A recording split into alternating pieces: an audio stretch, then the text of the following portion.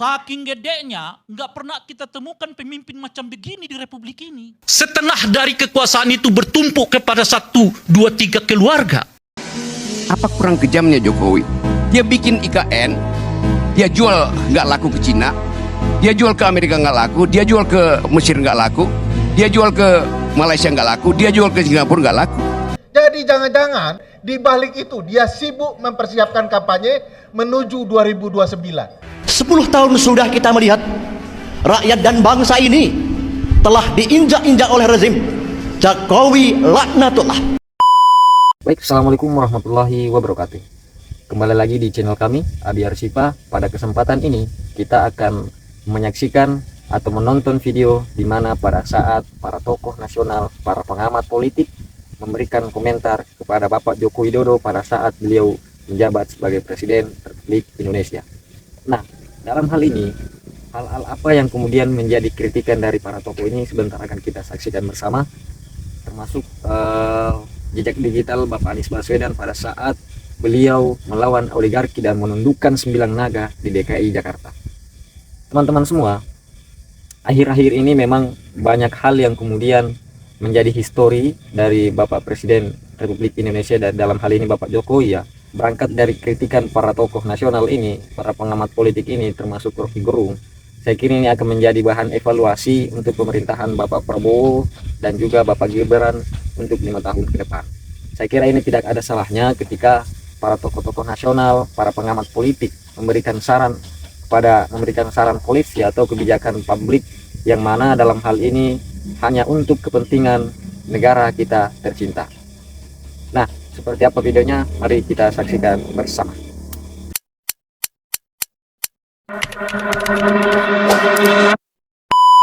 Murah 150, sepatu 150, ya kan? Apa namanya? Sandal dan 150. Mungkin total di badan Pak Jokowi itu kalau hubungannya dengan baju ya 600-700 ribu sekali pasang. Tapi jangan tanya hasrat kekuasaannya. Gede banget. Saking gedenya, nggak pernah kita temukan pemimpin macam begini di Republik ini. Siapa pemimpin di Republik ini dalam kurun 10 tahun menjadikan anaknya wali kota, menantunya wali kota, lalu anaknya jadi wakil presiden? Siapa di Republik ini yang punya hasrat kekuasaan model begini? Ternyata yang 100 ribu, 200 ribu, citra aja untuk menutupi yang sesungguhnya yang terjadi dalam dirinya apa? Hasrat berkuasa yang sesungguhnya. Kodari selalu mengatakan gue tuh yang usung 3 periode, ya kata Kodari itu, tetapi didiamin sama presiden. Mau Anda bicara tentang Indonesia emas 2045? Gimana bicara emas 2045? Setengah dari kekuasaan itu bertumpuk kepada 1, 2, 3 keluarga. Lebih dari 80% harta kekayaan negara ini bertumpuk kepada cuma 10 orang kaya di Republik. Anda bicara tentang Indonesia emas 2045, nonsen. Kalau Anda nggak menolak dinasti politik, Anda nggak menolak oligarki, nggak usah Anda bicara tentang Indonesia emas 2045. Yang ada Indonesia cemas. Ada nggak larangan di Republik ini yang mengatakan Anda nggak boleh masuk rumah kalau nggak mengucapkan salam? Nggak ada. Tapi ada nggak yang berani masuk rumah orang lain tanpa mengucapkan salam? Nggak ada. Karena apa? Itu moral. Itu etik. Nah, itu yang nggak diajarkan oleh Pak Jokowi selama 10 tahun terakhir ini. Apa kurang kejamnya Jokowi? Dia bikin IKN, dia jual nggak laku ke Cina, dia jual ke Amerika nggak laku, dia jual ke Mesir nggak laku, dia jual ke Malaysia nggak laku, dia jual ke Singapura nggak laku. Lalu akhirnya dia paksa oligarki itu untuk nyumbang di depan. Kurang cukup. Dia suruh APBN pindahkan 20, 30, 40% ke IKN. Pada saat yang sama, seorang pria berkeluarga di Kupang, Parera, 2 hari lalu merobek perutnya karena nggak bisa beli beras. Pengisan siapa dengan Pak Harto? Tidak pernah ada di zaman Soeharto orang bunuh diri karena nggak bisa makan. Padahal orang ini setiap bulan di Kupang itu nunggu di pintu gerbang desa untuk dapat BLT. Dan itu ilmunya Jokowi. Salah satu kebohongan anak presiden yang menurut saya menarik adalah ketika pernyataan dari Mas Gibran yang mengatakan segala program adalah program presiden. Nah, presiden yang mana belum tahu kita. Tapi yang dia launching adalah lapor wakil presiden. Jadi jangan-jangan di balik itu dia sibuk mempersiapkan kampanye menuju 2029. Kalau dia sedang mempersiapkan itu, yang menderita bukan hanya Bang Deddy Sitorus, kita semua juga ikut menderita. Saya pikir ya, ini penting bagi kita untuk memastikan penegakan apa yang diatur di konstitusi betul-betul bisa berjalan dengan fair. Percuma ibu bapak sekalian bicara soal negara hukum, negara konstitusional, karena di depan kita ada pelanggaran konstitusional. Dan ini kita diamkan saja, tidak ada gerakan simultan dari publik untuk memastikan konstitusi kita ditegakkan. Bukan kehendak rakyat yang namanya keluarga Mulyono. Amit-amit juga, kita tuh jangan sampai punya Mulyono kedua dan jangan sampai punya Zelensky kedua, Pak. Oke. Itu Pak, pokoknya dalam era abad 21, pemimpin yang mesti dihindari cuma dua. Tipe Zelensky yang menjual rakyat, negara dan lain-lainnya untuk, mohon maaf, panggung dia. Karena kalau dia hitung mestinya dia harus berpikir, udah deh, banyak kali sekali yang pemimpin dunia bilang, udah lu ngalah aja sama Rusia, emang lu salah. Gara-gara kamu undang NATO masuk, lalu Rusia ngamuk kan. Nah, yang kedua jangan sampai kita punya Mulyono baru, Pak. Jadi kita harus menghindari dua tipe pemimpin. Oke. Pertama Zelensky, kedua Mulyono. Mulyono ini kan pinter menjual, dan itu saya sesalkan, Pak ya. Ternyata saya pikir saya itu orang yang sudah cukup matang untuk tidak ditipu oleh penampilan. Penampilannya kan, Pak, polos, baik, langsung masuk got, ya kan?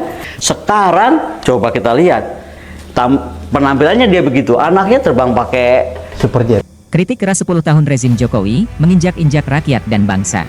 10 tahun sudah kita melihat rakyat dan bangsa ini telah diinjak-injak oleh rezim Jokowi laknatullah yang memberikan umpan kepada oligarki tetapi menginjak-injak martabat rakyatnya sendiri. Yang pertama adalah dosa Jokowi cukup besar. Maka kalau seandainya Jokowi tidak diadili, maka rusak, hancurlah hukum saat ini. Oleh karena itu, kita sepakati bersama-sama.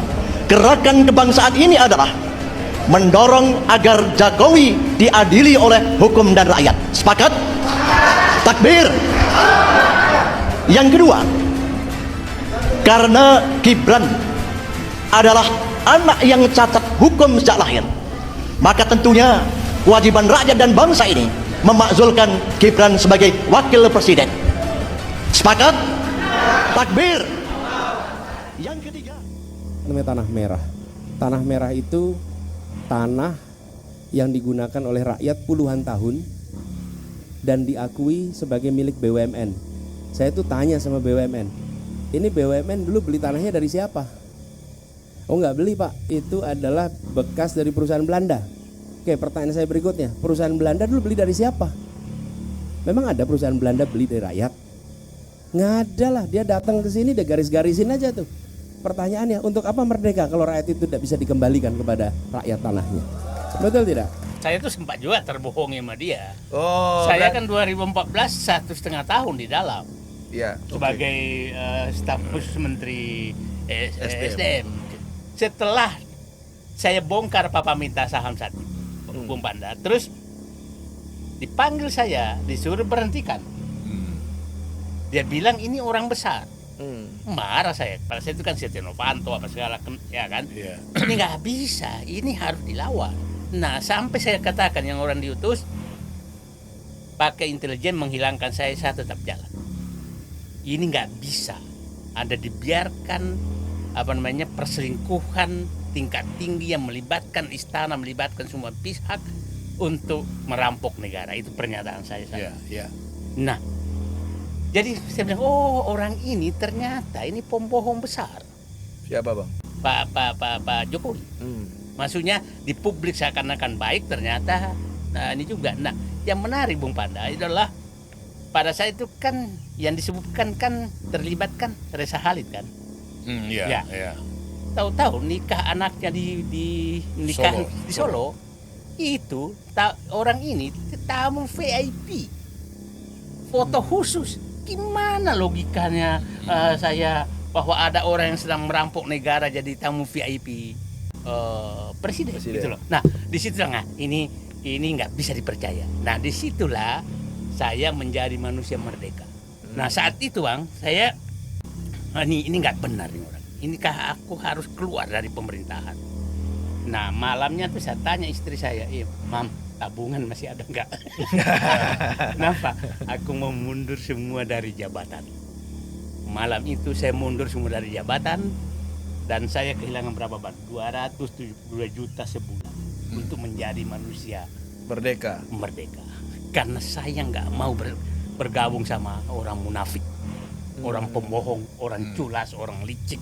Nah jadi maksud saya, disitulah perlawanan hati saya muncul. Ini nggak benar negara ini dipimpin orang yang boram moral seperti ini. Jadi bukan karena orang melencatkan saya duduk marah-marah ke Jokowi karena dipecat, bukan. Saya marah-marah ke Jokowi karena saya tahu sifatnya sangat membahayakan negeri